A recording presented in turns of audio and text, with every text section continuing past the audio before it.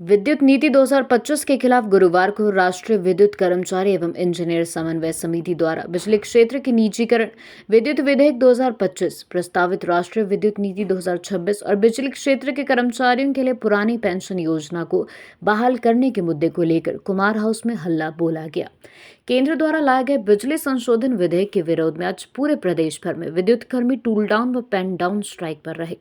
विद्युत कर्मियों का कहना है कि इस विधेयक से केंद्र सरकार निजीकरण को बढ़ावा देना चाहती है। वहीं नियमित और स्थायी कार्यों के लिए बिजली क्षेत्र में बड़े पैमाने पर आउटसोर्सिंग की जा रही है। वहीं भोजनावकाश के दौरान शिमला के कुमार हाउस में विद्युत कर्मियों ने प्रदर्शन किया।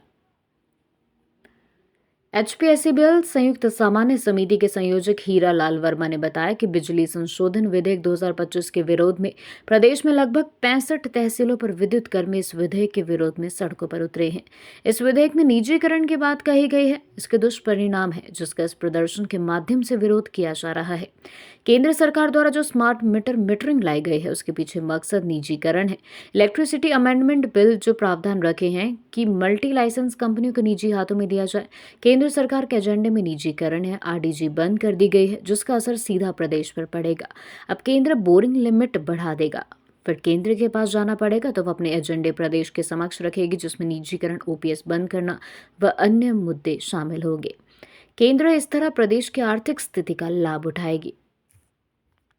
हिमाचल प्रदेश में हमारा बिजली कर्मचारी अभियंता पेन डाउन टूल डाउन पे है और आप देख रहे होंगे पूरे हिमाचल प्रदेश में बड़ा सफल रहा है और लगभग 100% आप कह सकते हैं पेन डाउन टूल डाउन रहा है। और इसके साथ साथ पूरे प्रदेश में आपकी लंच आवर्स में जैसे अब यहाँ चला हुआ है धरना प्रदर्शन रहा है। लगभग प्रदेश के 64-65 ऐसी लोकेशन है जहाँ बिजली कर्मचारी अभियंता सड़कों में भी नारे लगा रहा है और यहाँ भी कुमार हाउस में देख रहे हैं आप सैकड़ों कर्मचारी निजीकरण के विरोध में आए। इसमें सबसे बड़ा जो हमारा मुद्दा है कि केंद्र सरकार द्वारा बिजली संशोधन विधेयक 2025 लाया गया है और इस संशोधन विधेयक में आपने बिजली बोर्ड के निजीकरण की बात कही है। उस करके जो कर्मचारी अभियंता पेंशनर्स हम कह सकते हैं आज डेट में कुल नंबर भी हमारे साथ है और उसके जो दुष्परिणाम है उनको लेकर के उसका हम विरोध कर रहे हैं। तो केंद्र सरकार द्वारा स्मार्ट मीटरिंग RDS में लाई गई है, उसके पीछे मकसद आपका निजीकरण है। हम कह सकते हैं जो आपने इलेक्ट्रिसिटी अमेंडमेंट बिल 2025 में जो प्रावधान रखे हैं कि आपने कैरिंग एंड कंटेंट्स को अलग करना है और मल्टी लाइसेंस लाना है, लेकिन जब आप कैरिंग एंड कंटेंट्स को अलग करेंगे, मल्टी लाइसेंस लाएंगे, उनके जो डाटा है, कंजम्पशन डाटा है या जो आपकी ट्रांसमिशन डाटा है, उस डाटा को मेंटेन करने के लिए आपको इस तरह के टेक्नोलॉजी के मीटर चाहिए थे। तो इस करके हम कह सकते हैं कि जो स्मार्ट मीटरिंग जहां जहां की जा रही है इसके पीछे मंशा है जो अमेंडमेंट बिल 2025 लाया गया है उनके प्रावधानों को लागू करने के लिए, ताकि मल्टी लाइसेंसी आपकी जो डिस्ट्रीब्यूशन कंपनियां हैं उनको निजी हाथों में दे सके। और इसमें जिस तरह से मोबाइल जैसी स्पर्धा है वो एक मकसद है केंद्र सरकार का। तो इसमें हमारा कहना है कि जो आपका मोबाइल है वहाँ आपका गैर नेटवर्क का है सिस्टम, लेकिन यहाँ आपका नेटवर्क है, नेटवर्क आपका उस तरह का यहाँ जो कंपटीशन है जैसे हम बोल सकते हैं मल्टी लाइसेंस का कंपटीशन नहीं हो पाएगा। ये तमाम चीज़ें हैं जिस करके हम आज स्मार्ट मीटरिंग है उसका विरोध कर रहे हैं, क्योंकि स्मार्ट मीटरिंग जो की जा रही है उसके पीछे प्राइवेटाइजेशन ये केंद्र सरकार है, क्योंकि उसके एजेंडे में जो निजीकरण बड़े पहले से आपने देखा जैसे घेल भेल सारे जितने का आप रेलवे है, एयरपोर्ट है, सब बेचे जा रहे हैं और बिजली सेक्टर्स है जहाँ बहुत सारा राज्यों में बिजली सेक्टर बेच दिया गया है। अब जो केंद्र सरकार इस बारे के जो बजट में हमने देखा उनके जो प्रावधान है जैसे आपका REC है, PFCC है, उसको आपके रिस्ट्रक्चर करने की बात कही गई है और जो फाइनेंस कमीशन है, फाइनेंस कमीशन द्वारा कहना कि आपका बिजली कंपनी को निजीकरण करना है, उसने फेल्योर उनमें गिनाए हैं, तो सारी चीजें तो इसके बजट में भी इस बार ये प्रावधान है कि जो आपका बिजली कंपनियां हैं उनको आपने सरकारी कंपनी को निजी हाथों में देना है। लेकिन इसमें एक चीज जो हम देख रहे हैं जो RDG है, RDG जो बंद करी है राज्य सरकारों की, जो हमारा अनुभव है पावर सेक्टर का, उसके पीछे बेसिक जो मकसद है, बेसिक मकसद ये है क्योंकि जो आपका 8 लाख करोड़ का फाइनेंस कमीशन जो एलोकेशन करता है टैक्स की स्टेटों में, उसके पीछे केंद्र सरकार उसको एलोकेट करेगी, क्योंकि मुझे लग रहा है जो स्टेटें आपकी रेवेन्यू डेफिसिट से चलती थी, जहां आपका फिस्कल क्राइसिस है, तो वो उस ग्रांट के बगैर नहीं चल सकती, उनको केंद्र की ग्रांट चाहिए। लेकिन अब केंद्र ग्रांट देगा, आपकी बोरिंग लिमिट बढ़ा देगा, पर अब क्या करेगा कि उसके पास जाना पड़ेगा। अब जो अपनी उसकी रिफॉर्म की जो पॉलिसीज होगी कि आपने बिजली बोर्ड को प्राइवेटाइज करना है, आपने टूरिज्म को प्राइवेटाइज करना है, आपने और भी जैसे बिजली प्रदेश में OPS लागू की गई, आपने OPS को बंद करना है, ये तमाम चीजें केंद्र सरकार इन एजेंडों में आगे बढ़ेगी और राज्य सरकार की जो खराब वित्तीय स्थिति है उसका फायदा उठाते हुए इन क्षेत्रों में आगे नीचे अपनी पॉलिसीज को लागू करने की दिशा में बढ़ेगी। ये मैंडेट है फाइनेंस कमीशन का, लेकिन अभी फाइनेंस कमीशन ने क्या कर दिया, एक बड़ा चैप्टर पावर सेक्टर पे लिख लिया कि बिजली बोर्ड बिजली कंपनियां काम नहीं कर रही है। हमने उदय दिया, हमने RDS दिया, लेकिन बिजली बोर्ड काम नहीं कर रहे, इनको प्राइवेटाइज कर दो। ये आपकी finance commission, 16th finance commission की रिकमेंडेशन है, जबकि उसका मैंडेट नहीं था।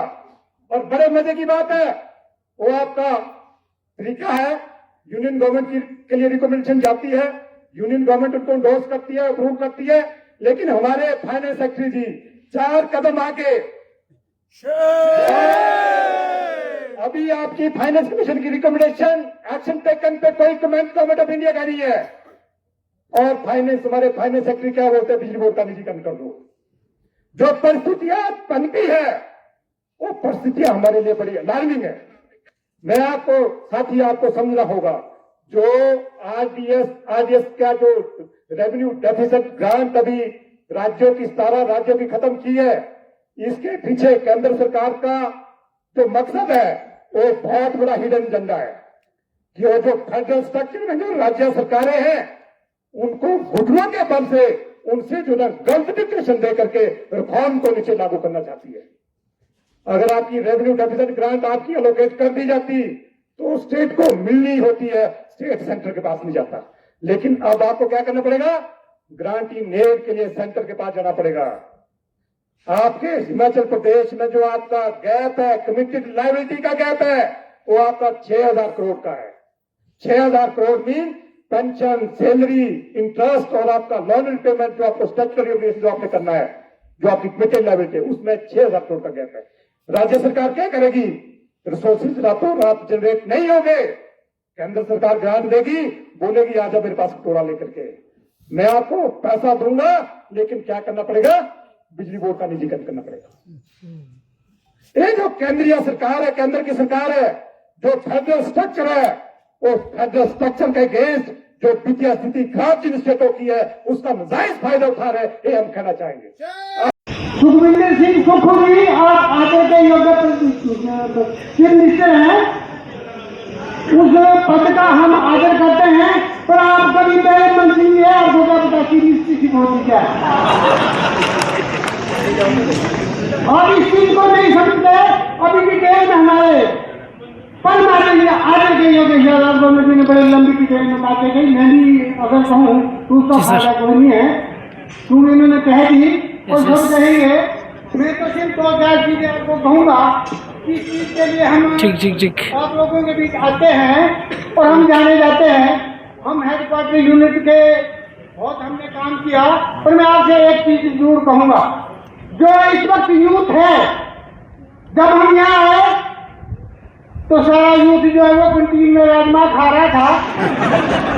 हम चाहते हैं कि ये जो रोटी है, ये हम आप लोगों को जो है तब मिलेगी अगर बिजली बोर्ड का निजीकरण नहीं होगा। अगर बिजली बोर्ड का निजीकरण होगा तो ये सारी चीजें बंद हो जाएगी। आज की डेट में ज्यादा इसलिए नहीं कहूंगा कि बड़े बुद्धिमान लोग यहाँ जिनके सामने हमें बोलना शोभा नहीं देता। मैं क्षमा चाहूंगा कि कुछ चीजें अगर गलती से बोल दी जाए तो मुझे क्षमा करेंगे। चेतन शर्मा जी मेरे परम आदमी हैं, रिटायरी हैं, मैं नहीं चाहूंगा कि कोई आदमी किसी आदमी को ये कोई ठेस पहुंचे। आज की डेट में मैं आपसे कहूंगा हर मुसीबत कल से ज्यादा आज है। न सुरक्षित जिंदगी न सुरक्षित इलाज है, ये हकीकत है। आप मानिए आदमी की बस्ती में केंद्र से लेकर हिमाचल तक कई महीनों का राज